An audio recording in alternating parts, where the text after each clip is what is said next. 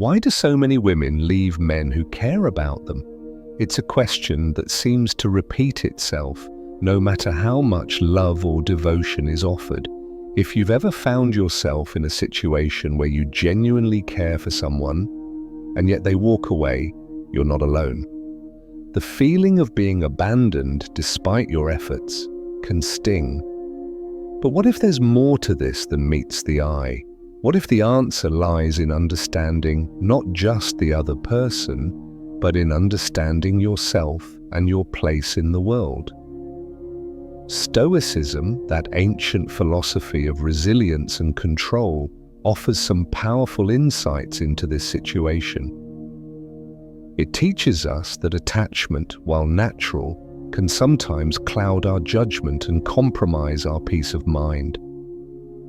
We get so caught up in wanting to protect and nurture, to be the knight in shining armor, that we forget one crucial truth: people cannot be controlled. You can care deeply, but you can't force someone to stay if they're not meant to. That's a hard pill to swallow, but it's also a liberating one.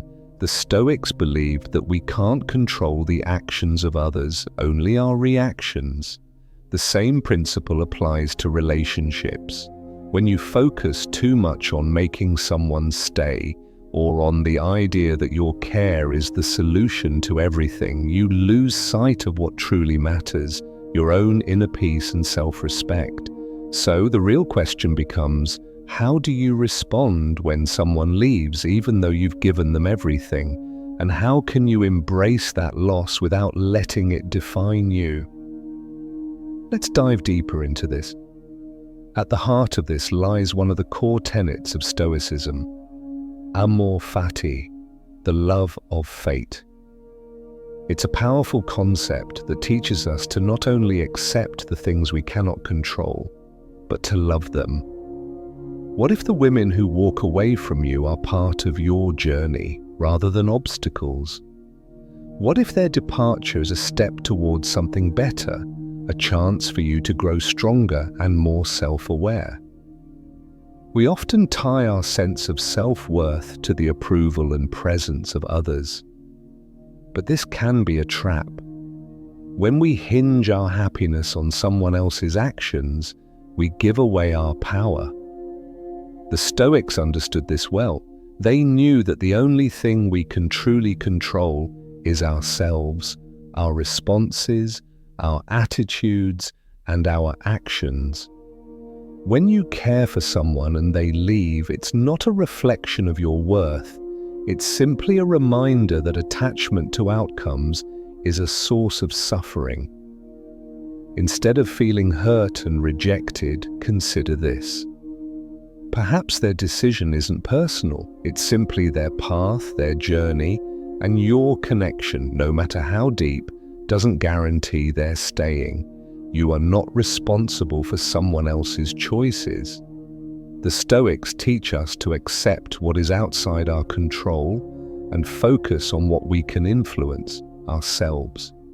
This is where true freedom lies. If you can embrace this mindset, you'll find that even in the face of rejection, you remain grounded, unshaken, and unafraid to move forward. The real test, then, is not in how much you give or how hard you try, but in how gracefully you let go when it's time.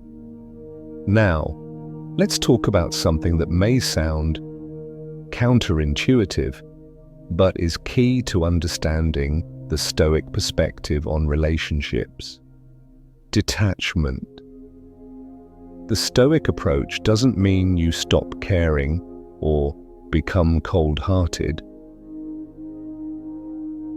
It means you cultivate a healthy, balanced form of care that doesn't drain your energy or cause suffering when things don't work out.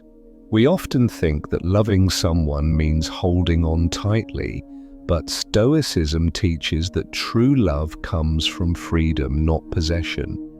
Think about it. When you care about someone with the expectation that they will never leave, you are placing an unnecessary weight on them and on the relationship. This creates pressure. People can feel it even if they don't show it. And often it's this very pressure that makes them pull away because they sense that their freedom is being restricted, even if it's masked as care. What if instead you were able to care deeply without that heavy expectation? What if you could love someone for who they are, without clinging to them as a source of validation or happiness? Stoicism teaches us that the best kind of love is one that allows people to be free to come and go without it affecting your peace of mind. When you detach from the need for a particular outcome, you open up the space for real love to flourish. One that doesn't demand, doesn't control, and doesn't suffer when things don't go as planned. This is liberating because it frees you from the fear of abandonment. If someone leaves, it no longer feels like the end of your world. Instead, you accept it as part of the ebb and flow of life. You've learned to love with an open hand, understanding that relationships, like all things, are temporary. And in this temporary nature, you find beauty, not sadness. So, where does this leave you? If you've been on the receiving end of someone walking away, it might feel like a deep personal loss. But remember this, the Stoics teach us that it's not the event itself that causes us pain, but our thoughts about the event. The mind can either magnify the pain or diminish it, depending on how we choose to frame it. If you focus on the idea that being left means something is wrong with you, you're only adding suffering to an already painful situation. Instead, try this Stoic practice. Reframe the situation. Ask yourself, what can I learn from this? How can this make me stronger? What is this teaching me about my attachments, my expectations, and my ability to let go? Every challenge, every painful moment offers an opportunity for growth if we are open to it. The Stoics believed that our trials are not there to defeat us, but to shape us into better versions of ourselves. Each time you are faced with a loss, think of it as a test of your ability to stay grounded, to keep your sense of self, and to continue forward without falling into despair.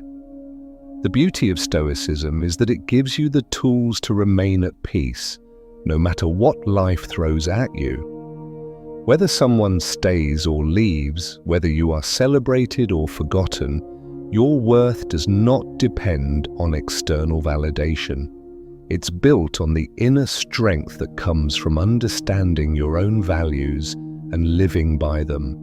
When you learn to love without attachment, to care without possession, and to let go without bitterness, you will find a profound sense of freedom. Relationships, like all things, are impermanent. And that impermanence is not something to fear, but something to embrace, for it is in that very fleeting nature that you can find peace. At the end of the day, it's not about whether someone stays or leaves. It's about how you respond to that reality. Stoicism reminds us that our peace doesn't depend on anyone else's actions, but on how we choose to see the world and our place in it. When you embrace the idea that you can care deeply without clinging, without expecting, and without fear of loss, you free yourself from the cycle of hurt and attachment. This doesn't mean you won't feel sadness when things end. It simply means that you won't let that sadness control you. You'll learn to see it as part of the ebb and flow of life, something that comes, but also something that goes. You'll understand that even in loss, there is growth. You'll keep moving forward, grounded in the knowledge that your worth is not determined by the presence or absence of others, but by the strength and integrity you cultivate within yourself. So, the next time someone leaves, don't see it as a failure on your part. See it as an opportunity to practice what the Stoics have taught us, to love freely, to let go gracefully, and to find peace, no matter the outcome. Your journey is yours alone. And in the end, it's not about who stays in your life, but how well you live with yourself, no matter who comes or goes. Stay true to yourself. Stay strong. And remember, the greatest love is one that doesn't demand but gives freely. That's the path to true freedom.